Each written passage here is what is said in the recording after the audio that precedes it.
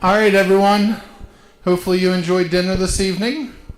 We're going to start off with our worship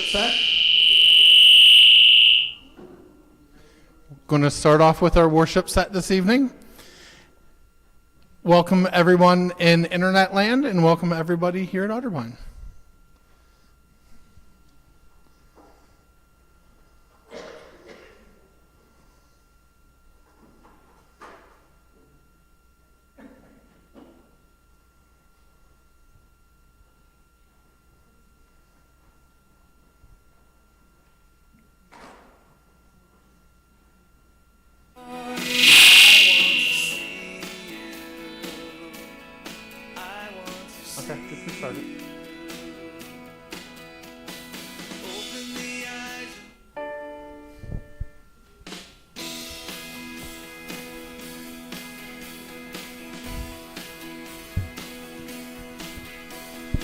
Open the eyes of my heart, Lord. Open the eyes of my heart. I want to see you. I want to see you. Open the eyes of my heart, Lord. Open the eyes of my heart. I want to see you. I want to see you. To see you high and lifted up, running in the light of your glory. Pour out your power and love as we sing holy, holy, holy.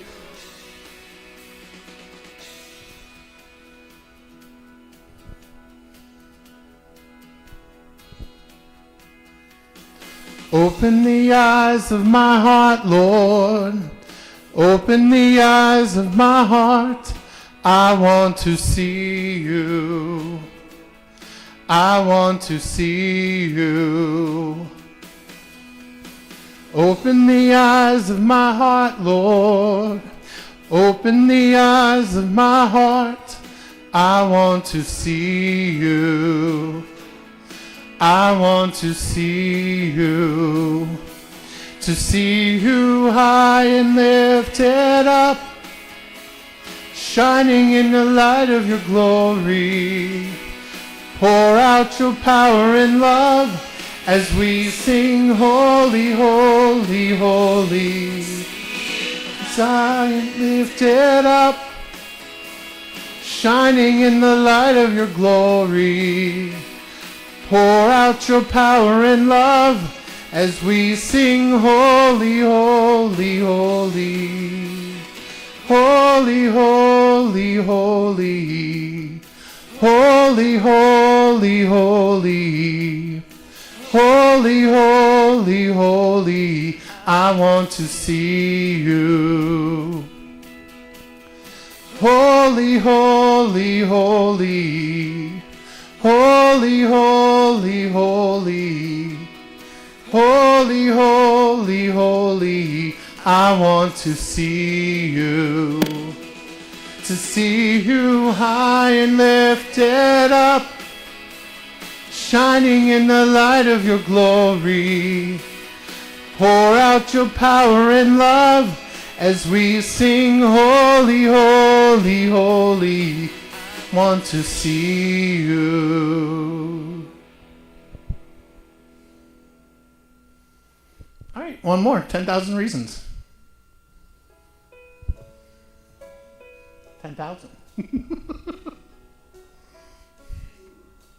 Sorry, my back's towards you.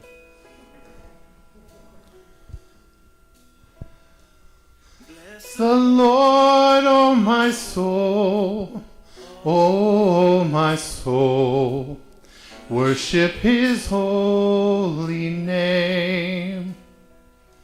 Sing like never before. Oh, my soul, worship your holy name. Sun, hold on. The sun comes up. It's a new day dawning.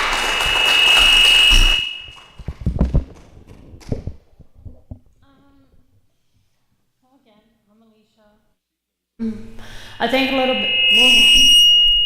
Let me. I know. Can you still hear me? If I am. Okay. No. Okay.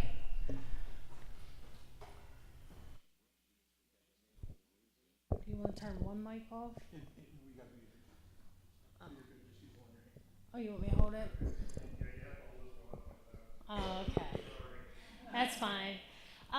So I'll talk a little bit about what I do on a day-to-day basis. So again, I am an outreach specialist with Johns Hopkins, and a lot of that work consists of dealing with people who are struggling with substance. Yes, it's fine. No, it's fine.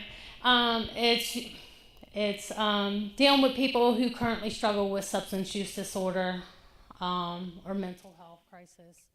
Um, we work under a grant called Support to Restore, and a part of this grant, it is my job to meet people that are currently out in the streets struggling, right? And everybody knows Johns Hopkins is about research, right? And my job is to connect with this individual, build a rapport with this individual, and connect them to services. And whatever services that may look like, if they're not ready for inpatient, I can connect them to outpatient, or I can connect them to a provider for MAT services. When I'm working with an individual, I've learned the best practices is to give them a choice and a say in how they want to direct their recovery. It empowers them. A lot of people, and I can say for myself, when I was forced to do something, most of the time I'm not going to do it, But, I meet with individuals, and, they tell me a little bit about what's going on. And, I'm like, there's services, what do you think about this? I open, that conversation for them. And, I let them lead it. And, I listen to them, and I'm like, hey, if I make a phone call right now, you willing to go? And they're like, yeah. And I said, I'll go with you, So they're not going alone. So a lot of times if I make the appointment, if I can get them in, I'm going to support them with following through with that appointment. Because a lot of times, people that are currently struggling with substance use disorder are are afraid to walk in professional settings. The stigma, they're going to be judged, and that's why I'm there to support them. So I connect them to services, and then part of that is that I grab, the research part, right? We do the studies with the clients. I grab them when they're currently using. I engage them in the services, and I follow up with them for 6 months after being enrolled in services. And this data just shows, that I'm doing my job, and that these services are benefiting the client in their recovery. So, part of the breakdown is their drug use. We ask them if they're engaged. Most of the questions are no. We get them engaged. I follow up with them in three months. They're engaged. They finally have 30 days clean. They're attending this. I got them in, supportive housing. These are the things that's working for the client. And then, that's part of, what I do with Hopkins. We also I'm affiliated with the telehealth Hep C program. And that is for individuals who's been exposed to the Hep C virus. And we also have a clinic at the health department that individuals that's been exposed, they can be treated and cured for the Hep C virus through the harm reduction program at the health department. One thing that I really love about my work and why I am really good at what I do is because I'm no different than that client that I'm meeting. I was that client at one time. I was that client that was resistant to treatment because I absolutely love getting high. It's the best feeling in the world, right? But the lifestyle that it put me in, you know, where I was at one time, I didn't like where I was at. And I know what it feels like not to have hope or, you know, see the light at the end of the tunnel. So for me to share that with them and let them know that I've been there, you know, they're pretty much really receptive to it. I get a lot of clients. It's like, man, Miss Alicia, I wish I could be doing what you're doing one day. And I've seen it happen. I will share a quick story about a young lady that I met. She was a feisty one. And I was working at the harm reduction program. And I heard about her and her wounds. And someone said, Alicia, you should reach out to her. And I did, through Facebook, just to introduce myself. And you told her what I did. She was pretty short at first. And I said, well, you know, I can offer you these supplies. She was like, yeah, I'll take that. I said, well, I'll bring them to you.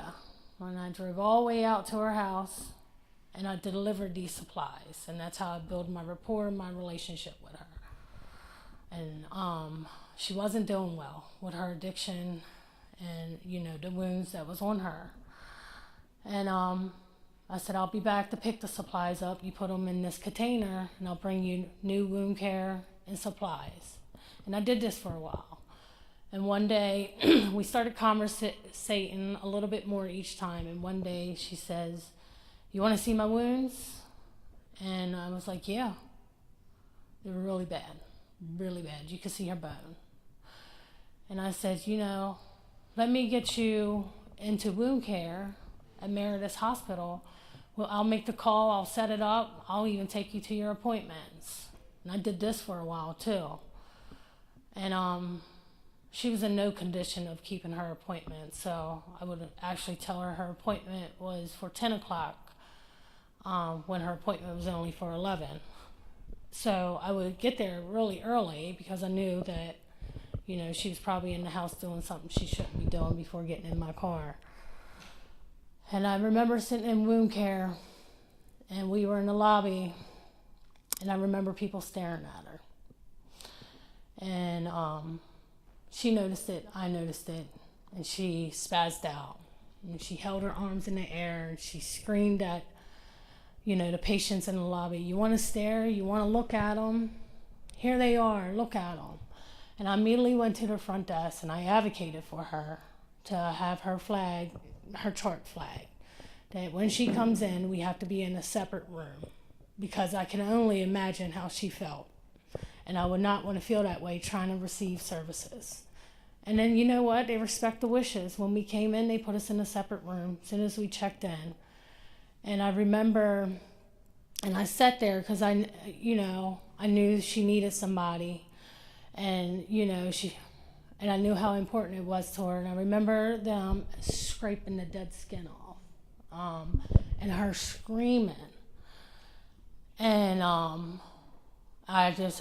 kind of like, I teared up. I just was like, she's in so much pain. But and she was still using, and I just knew that at that time I just had to keep showing up and keep supporting her. And she was one of the ones that we rode back, and she said, I want to be doing what you're doing. And I said to her, you can do what I'm doing. And one day she called me and she said, I think I'm going to give methadone a shot.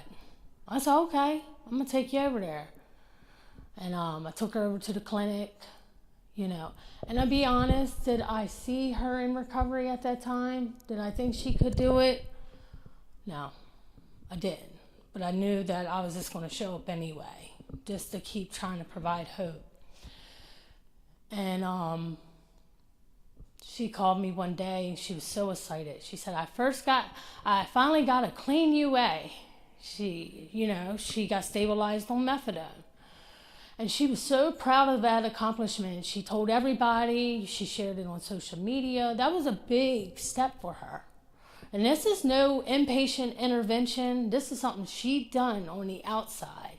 She had to say no to heroin and cocaine every day and get stabilized on methadone because she didn't want to go inpatient. And she was so excited, and I was like, that's great. That's great. And she was like, how can I get involved? Immediately I contacted David Washington of the Washington County Health Department, and she started volunteering, and, she felt a part of something, and I could just see the joy on her face, and she started showing up for Washington Goes Purple, and, she wound up getting in the same field that I was working in, and that told me today is a reminder never to give up hope on somebody. And that's why I'm in these streets. I'll put someone into treatment, they'll leave the next day, and guess what? I'll meet them the following day and still show up for them. Because it's really important not to give up hope. Everybody has a story, and you just never know what someone went through in life and why they chose this route. And I can say that for myself. I can give a little bit of history. My history is that I was a child of the system. My parents were addicts. So I grew up with a lot of abandonment issues. So I was aware who my parents was, but I was aware that they were in and out of incarceration and they were addicted. And I remember being this child of the system, and I had a lot of behavioral issues, and I would act out, I would run away, and I didn't have a voice in the system either. So I was forced to stay in places I didn't want to stay into, and that was, institutions. And, I can just remember feeling hopeless and abandoned and not having someone. But there was some good people that entered my life through being in the system, and I'm forever grateful for them. But I was so damaged that I wanted my own parents, I'm grateful that you loved me, but I'm still acting out because I'm not understanding why my parents aren't present. And I played victim for so many years. I fell into addiction. I found my mother. I wanted running, finding her. She didn't introduce me to drugs. I introduced myself to drugs to be a part of her. And I never knew how powerful addiction was. I just wanted that bond with my mother. And I fell in that trap for many years, but I remember growing up saying that if I had children, that I would be the best mom I can be. And 2010, I call it an assault charge. It was an assault charge, and I was still in active addiction, and I remember getting sentenced. And I think in 2011 I got sentenced, and the judge gave me 4 years. Mind you, this is really a self-defense, right? But it was honestly a blessing in the same way. First of all, I had a record. The gentleman had no record. I didn't know how to advocate for myself without screaming and using words I shouldn't use in the courtroom. But I got sentenced to 4 years. And when I went down to the prison, they found out I was pregnant. And it was my first kid. And I already went through the whole detoxing process. I did cold turkey and found out after that I was pregnant. But I looked at it that was God. That gave me this 4 years because I wouldn't have stopped getting high and pregnant. And that was God saving my child from addiction, being born into addiction. And I'm still grateful till this day about, what happened to me when I got sentenced. And I carried my child full term. I delivered, when I was down in corrections in Jessup. And my dad just came home from prison. And you know what? I had nobody to take my child. My dad just came home from doing 10 years. And, he came a part of my life when I went into prison, and he saved my child from going in the system when I delivered. while I was down in the prison. So I always look at this God working in my life, you know. My dad couldn't be a dad to me, but he was making up so my son didn't have to go through what I went through. And he was my biggest supporter too, because he lived a life, you know. He lived with a lot of guilt, you know, to see not just me, all my siblings were, you know, fell into addiction. And then, you know, I did prison time. I came out, and a lot of challenges that I had was getting employed because I had this assault charge, you know. One thing the courts require when you want to get your child back is to have a stable place to live and a steady job. And then that was hard. And I remember I did get a job, I did see my son, and then I fell into old behaviors to make extra money because I needed to get this apartment. I wanted my son in my life. And these behaviors wind up just take me back to addiction, right? I had no tools. I didn't build a supportive system to help me get through that. You know, it was jail and then to the streets. I had no support out in Baltimore. But I learned from it. So when I did relapse, one thing I did do, I immediately called my dad and told him I relapsed, and he came and got my son. I didn't drag him through it. But when my son went back with my dad, I fell into addiction even heavier. And one day I had to go to the hospital, and I found out I was pregnant again. And I will share this because God has a lot to do with my testimony and the ways he just lifted me up and took me out of a dark place. I remember I called my dad, and, you know, my mom actually, you know, my dad rescued my mom from addiction, and, you know, she wound up going to prison, so they were together doing well. I just couldn't get it together. I remember one day I was walking, and I was in really bad shape, and it was like 3 o'clock in the morning, and I was by this church called St. Benedict's down in Baltimore, Maryland. And I remember praying, and I prayed to God, like, just lift me, take me away from this. I don't want to be here no more. I don't want to go through this addiction no more. And it was a powerful prayer. I was hurting that night. And then about the next day, this lady from that church, she came, and she seen me, and she said, "Hey, we're having spaghetti tonight. Why don't you come in and get something to eat?" And I was hungry. So I was like, sure. So I went in there and I ate about 3 plates of spaghetti, right? These wonderful ladies at this St. Benedict church. And yeah, I was hungry. And then after we got done eating, she was like, "Well, why don't you stay during Bible study?" And I did have a heart. I just said, I don't want to just eat their food and roll out, even though I wanted to. And I stayed, and I got on their couch. I immediately fell asleep. And when I woke up, all their hands was on top of me praying. Yeah, they were praying. It spooked me out. I did wind up leaving after being spooked. I don't know much about talking in tongues, but that's exactly what they were doing. But I'm going to tell you something with that prayer that day. I left the streets of Baltimore that week and never returned. And I didn't go through the intervention of inpatient. You know, my mom called me and said, "Why don't you come home?" She wound up buying Suboxone so I could taper off of heroin. And I came home and I tapered.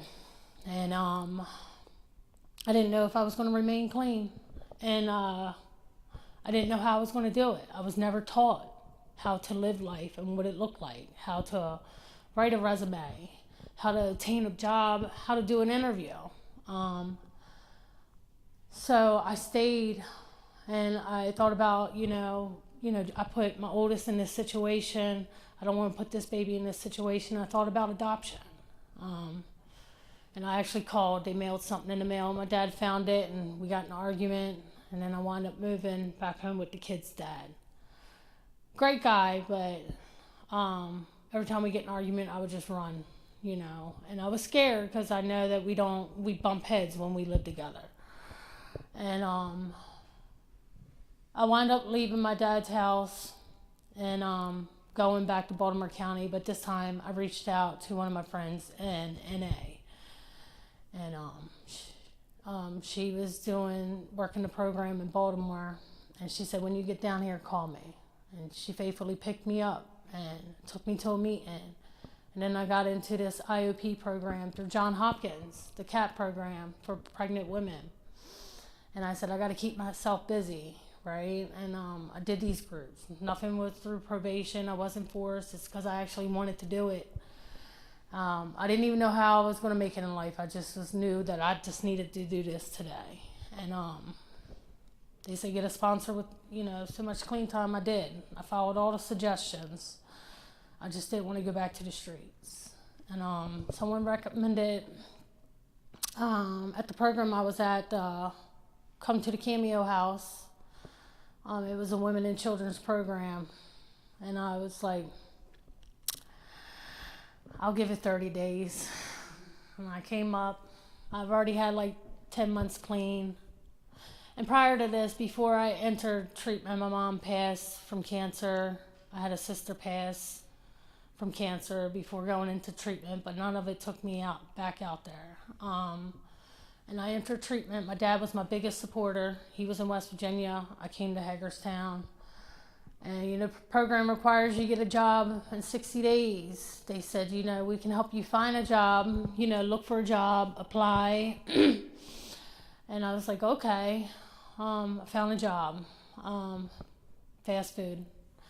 And my dad was actually a GM of the fast food restaurant, so that was a blessing. They worked with my schedule. Then I was like, well, how about daycare? And they were like, well, we'll give you this list. But you have to call this list and, you know, talk to them. And I was like, okay, so I did it. Found one lady. They took me out to meet her. And I found daycare. Job worked with my hours. I said, this is such a blessing, you know. Then they said, well, we're not going to transport you. And I don't know nothing about Hagerstown, bus routes. So I was like, well, hand me a bus schedule. You know, can you just show me where the stops is? Tell me the times. If you can do that much, I'll catch the bus. It's, you know, and I did it. I got up 6 a.m. and I caught the bus out by Northern Avenue with my baby on my chest. And I got to Northern Avenue and I got to the transfer station down here where they transfer you to another bus. I had to wait for that bus to go out to Nolan Drive to drop the baby off at daycare. And then I had to wait an hour for that bus to circle back around to jump on that bus to take me out to Valley Mall. And I would get there at a little past 9. So from 6 to 9. But I was so determined that I was going to make it to work and show up for work. And one thing I learned about, you know, my recovery is that you have to utilize the resources given to you. Like, nothing's going to be handed to you. They'll give you a piece of paper. It's for you to figure it out. And then when you figure it out, it's such a gift. It's not that hard once you figure it out. And I you know, and then I was so grateful. You know, I utilized every services. They told me about Potomac Case Management. I said, all right, I'm signing up for that. What are they about? I signed up for Soul Haven. You know, I just wanted to sign up for everything that could offer me some guidance on how to live. And then I remember Cameo House used to be a year to 18 months. And I did so well that the insurance didn't want to pay for me after 9 months. So I was like, you know, I was on this housing list and it was getting close. And I was like, so what am I going to do now? Guess what? I paid to stay in treatment. They called it a sliding scale. I said, well, how do I stay here? I'm so close to getting into housing. They said, well, we can do a sliding scale. Well, I paid.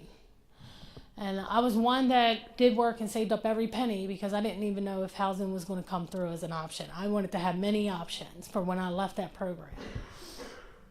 And I moved into housing, and that was a blessing. I worked on my license, got my license. Everything that I've got, I worked for. Nothing was handed to me.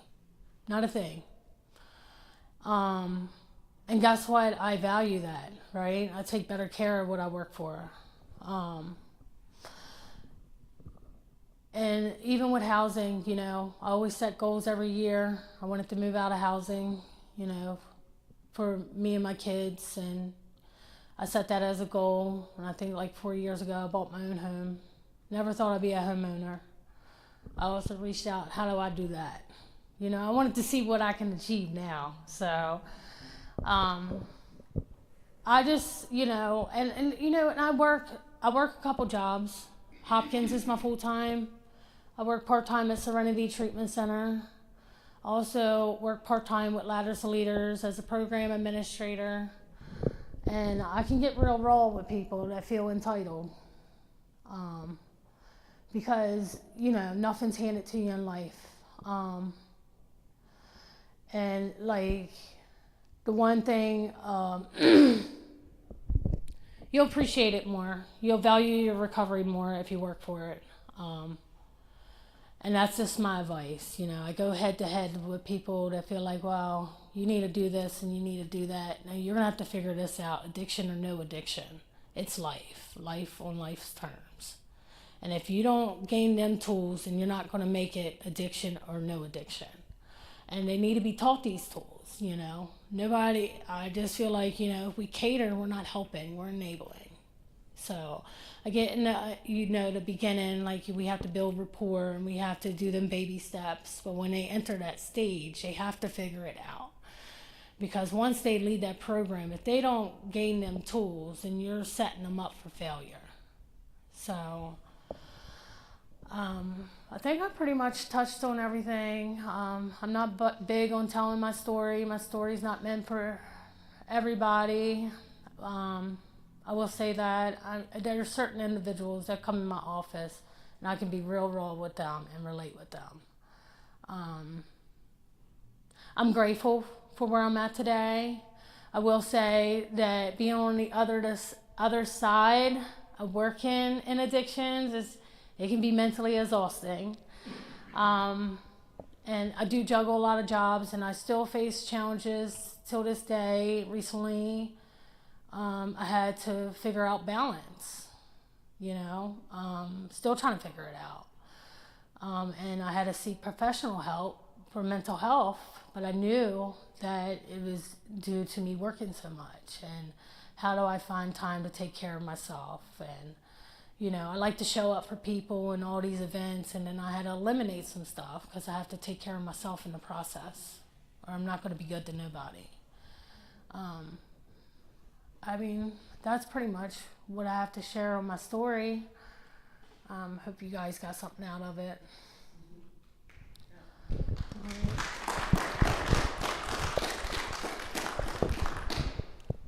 Now the fun part. We're gonna put her paint. on the spot. You want that? I'm gonna need it, yeah. So I asked her if any questions were off limits, and she said she trusted me. I've known you, 3 years about? Mm-hmm. And the thing that I've noticed about her, first of all, just in those 3 years, I've seen people throw her under the bus real bad. And one of the two things that amazes me about her is that she's not mad at them. She is the most gracious person I have ever met. Whether she's talking about people from her early years and those failures, she's not mad about it. When people do stuff to her now, she's not mad about it. And the other is, like she said, this hope that she's just relentlessly optimistic. So I told her beforehand, what I'm going to ask you is, do you have to work on that? Or have you got it locked down? And if you do have to work at it, she said she does have to work at it. Yeah. But so what does working at it daily mean for you? I think for myself, like I'm a person that reacts, so I have to pause and really like process before I react. And then I wasn't perfect getting into this field. Like, I didn't go to school. I got an opportunity, I stepped in the field, and I had to learn to be a professional, and I'm still learning today. And I'm not perfect. And I had to learn not everything needs a reaction, because it makes me look bad in the long run. But some stuff needs to be said. And this is how you say it. It's how you say it, though, right? And I think it's how I used to say things. So now I'm really cautious on how I respond to be more professional about it. But yes, it's a daily struggle. I had plenty of people attack me. It's not an easy field to be in. I built relationships, lost relationships in this field. I got hurt, but I have to know that I cannot take nothing personal, right? And all I can control is how I respond to it. So I know you're a person of faith, and I've seen pictures of you at church and everything. And so tell us about your life with God now. How's that go? What do you do with God? I thank him every day, but I am a person of faith because I know everything he's done in my life. But I will say that I don't go to church every Sunday, right? I'm so sorry. I'm working on it, okay? Well, the ones you're not going there, you can come here. I know. I have like a day and a half to rest, but things like this, well, my sister introduced me to a nice church, and I do show up. And do I wish my relationship and being present in church could get better? Yes. But I know he's always working. I know he's there. I'm forever grateful for him. I wouldn't be here if it wasn't for him. So I think that's everything that I had for you. Oh, she's. You're a conflict specialist with John Hopkins. Is that here or Baltimore? It says she asked. She's a specialist for Johns Hopkins, outreach specialist here or in Baltimore. Yes. Yeah. Yes. So it's through the Bartlett Clinic in Baltimore, but I cover the Western Maryland area part of the grant. So yeah, so I'm the only one up here.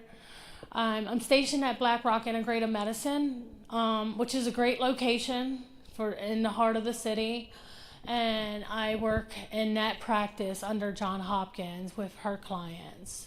But yeah, all my other coworkers are in Baltimore, so it does get very lonely for me.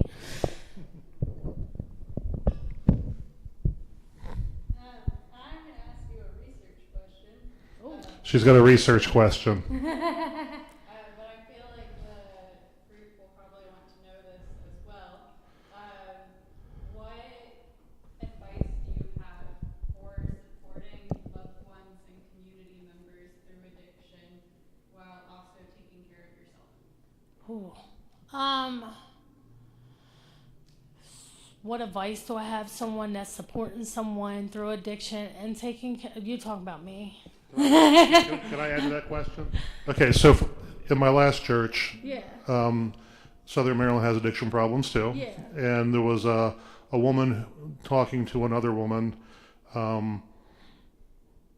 One had lost a child to addiction, and the other one was enabling the addiction. And she said, I know I'm supposed to let him hit rock bottom, but I just can't. And the other one said, don't. I tried that and he died. I'd never do it again.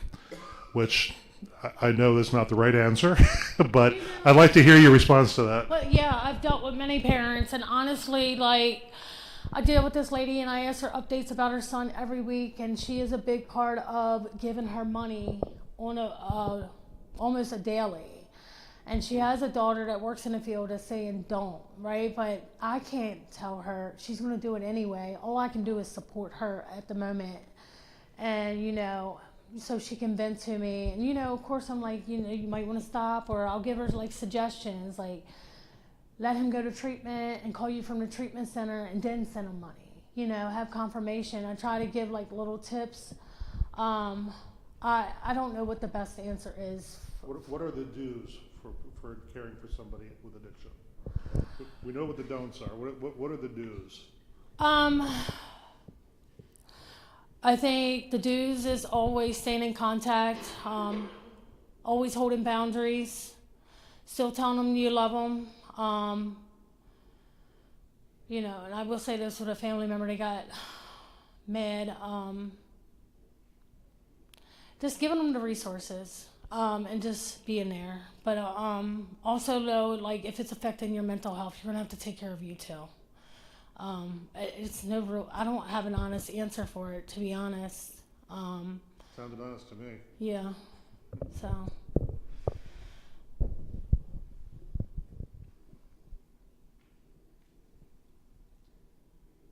I have only known the new you.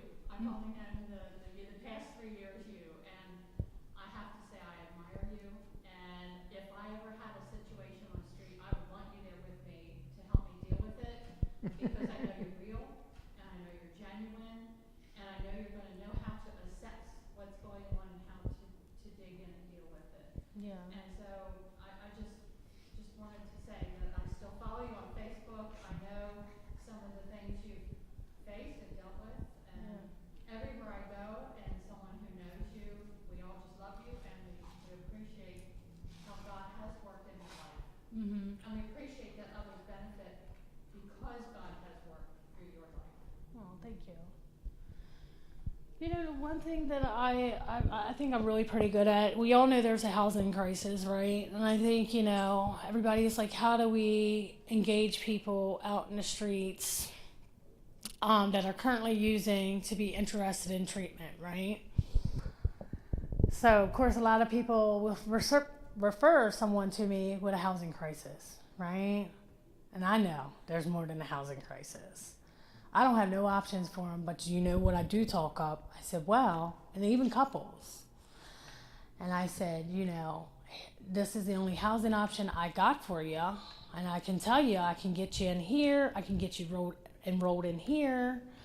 And then, you know, once you complete that, then it will give you funding to go here, right? And, you know, I kind of like upsell treatment to them in a way.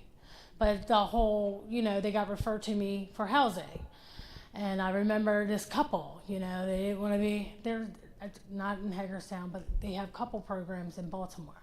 And, you know, I actually have a couple down there now. And it's like, hey, we got them off the street. We introduced them to treatment. They have these couple programs. And they were willing to go, right? And it's a way how you present it. When they are like, I just want to get off the streets and all this, and I really just upsell treatment and then like the benefits after treatment and everything that can open up for them. And you'd be surprised how many times it works. So it's one of my talents right there. Awesome. Yeah.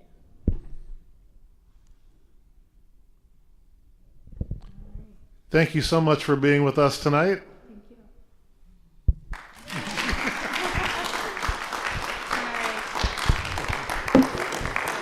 We're good. All right. Oh, that was 46 minutes. Thank you.